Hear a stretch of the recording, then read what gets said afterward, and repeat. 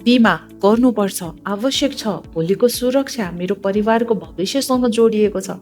सबै बुझ्नुभयो, तर बिमा किन नगरेको त? तपाईँसँग समय छैन कि तपाईँसँग पैसा छैन? कि त तपाईँले बिमालाई आफ्नो प्रायोरिटीमा राख्नु भएन, या अर्को कुरा तपाईँले अझै राम्रोसँग बुझिसक्नु भएको छैन। एकैछिन कुरा गरौँ प्रायोरिटीको।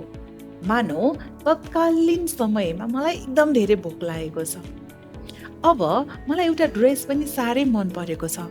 अब भन्नुहोस्, यस्तो सिचुएसनमा कुन चिज मेरो प्रायोरिटी हो, मेरो भोक या त्यो राम्रो ड्रेस? मलाई लाग्छ मेरो प्रायोरिटी मेरो भोकभन्दा ठुलो त्यो लुगा होइन। पहिला सुरु म मेरो भोक मेटाउँछु।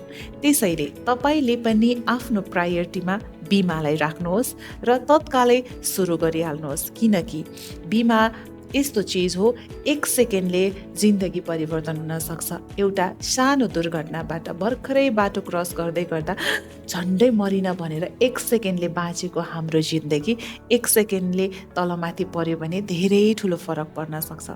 त्यसैले आफू र आफ्नो परिवारको सुरक्षाको लागि प्रायोरिटी बदल्नुहोस्, भोलि धेरै ढिला हुन सक्छ। त्यसैले हजुरहरूले पनि आफू अनुकूलता र आफ्नो आम्दानीको स्रोतको आधारमा सानोबाट नै किन नहोस् तर सुरु गर्ने निर्णय गर्नुभएको छ भने नेपालको सर्वाधिक विश्वसनीय नेपाल लाइफ इन्सुरेन्स अन्तर्गत रहेर तपाईँलाई पाएक पर्ने र उपयुक्त प्लान बुझेर गर्न चाहनुहुन्छ भने तल दिएको वाट्सएप नम्बरमा कन्ट्याक्ट गर्न सक्नुहुन्छ।